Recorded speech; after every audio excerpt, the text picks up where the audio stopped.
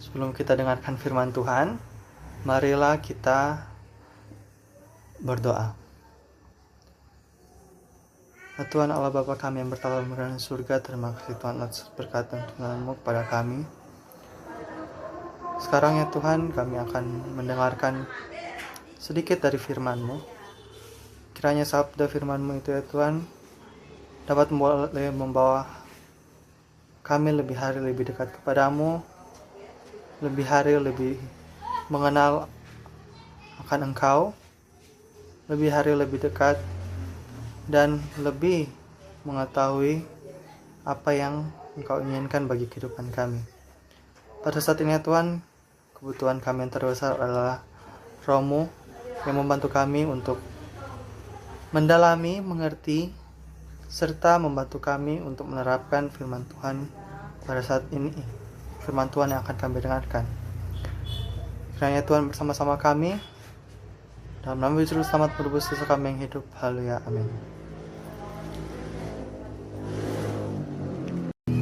Shalom, salam sejahtera bagi kita semua. Pada saat ini kita akan merenungkan firman Tuhan dengan topik keinginan daging versus keinginan roh. Topik ini kita renungkan berdasarkan firman Tuhan yang terdapat dalam Galatia 5 ayat 16 sampai 26 dengan judul perikop hidup menurut daging atau roh.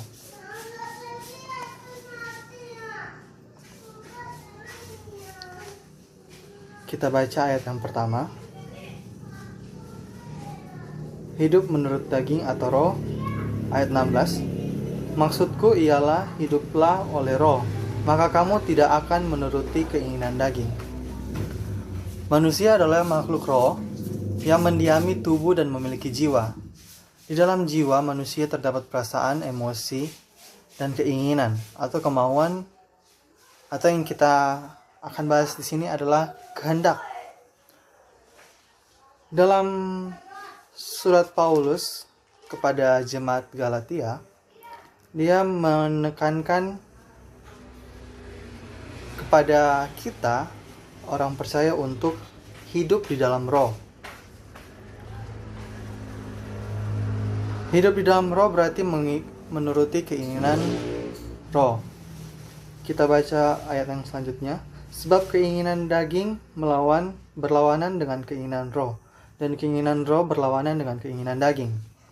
Karena keduanya bertentangan, sehingga kamu setiap kali tidak melakukan apa yang kamu kehendaki.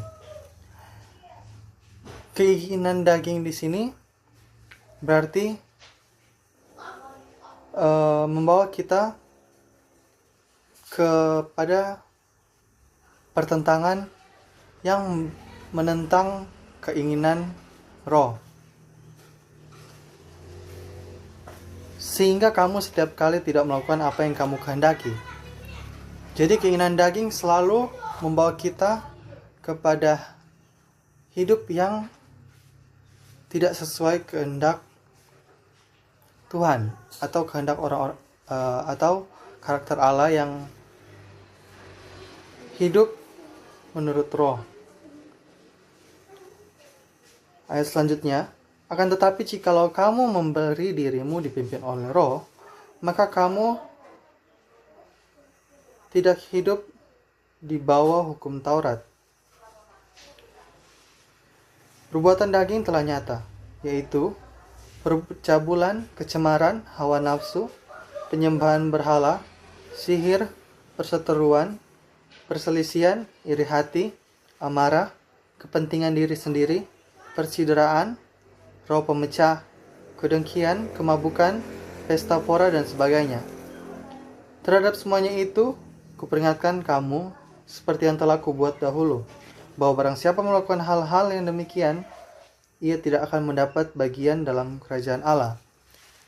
Di sini disampaikan bahwa menuruti keinginan daging mendapat konsekuensi yang sangat besar.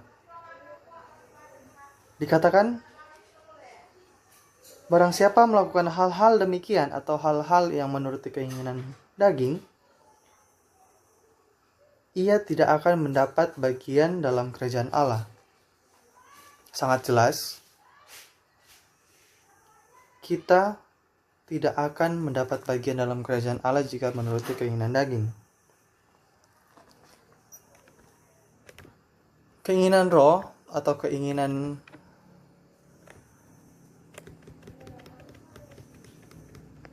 yang lahir karena roh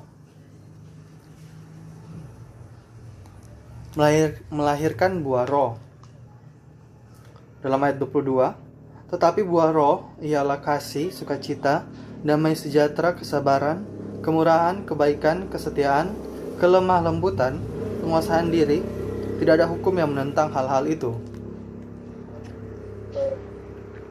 Keinginan roh timbul akibat keintiman dengan Tuhan. Oleh karena itu, tidak ada hukum apapun yang menentang roh. Jika kita ingat bersama, akibat dosa Adam, maka semua manusia sudah kehilangan kemuliaan Allah.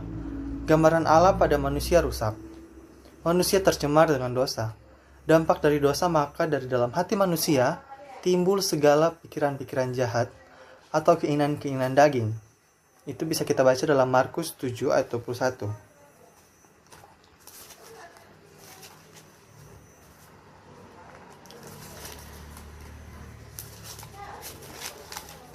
Markus 7 ayat 21 mengatakan demikian.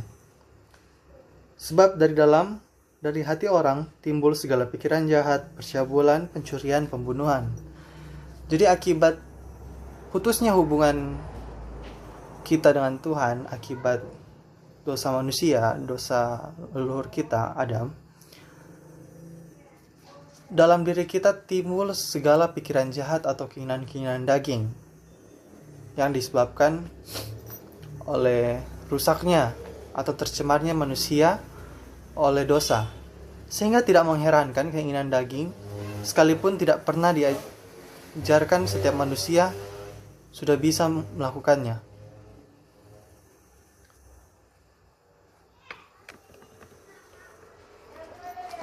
Ayat selanjutnya,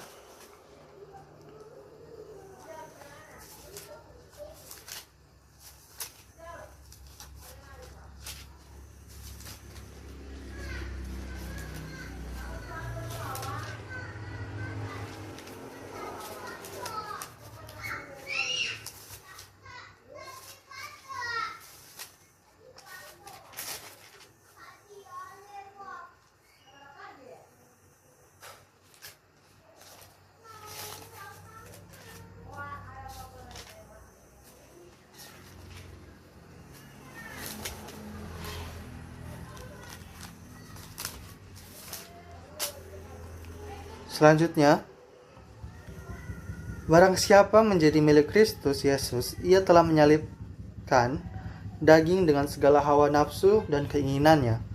Jikalau kita hidup oleh roh, baiklah hidup kita juga dipimpin oleh roh. Dan pesan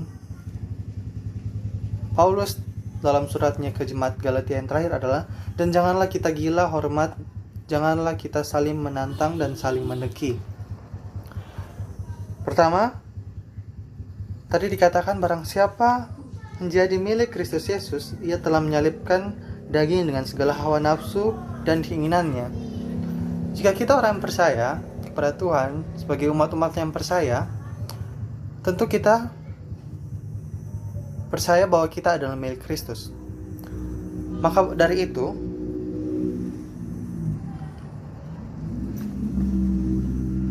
biarlah kita hidup dipimpin oleh roh Allah, sehingga keinginan yang timbul dari dalam hati dan hidup kita adalah keinginan roh, bukan keinginan daging, sehingga hidup kita bisa menghasilkan buah roh. Jikalau kita hidup oleh roh, baiklah hidup kita juga dipimpin oleh roh. Ketika kita dipimpin oleh roh, maka kita akan menghasilkan buah-buah roh. Kita ulangi, kita lihat apa saja buah-buah roh itu. Kasih, sukacita, damai sejahtera, kesabaran, kemurahan, kebaikan, kesetiaan, kelemah lembutan, penguasaan diri. Itulah buah-buah roh yang dapat kita hasilkan ketika kita hidup dengan tuntunan roh. Ketika kita hidup menurut keinginan roh, bukan keinginan daging. Itulah yang dikehendaki firman Tuhan untuk kita semua. Tuhan Yesus memberkati.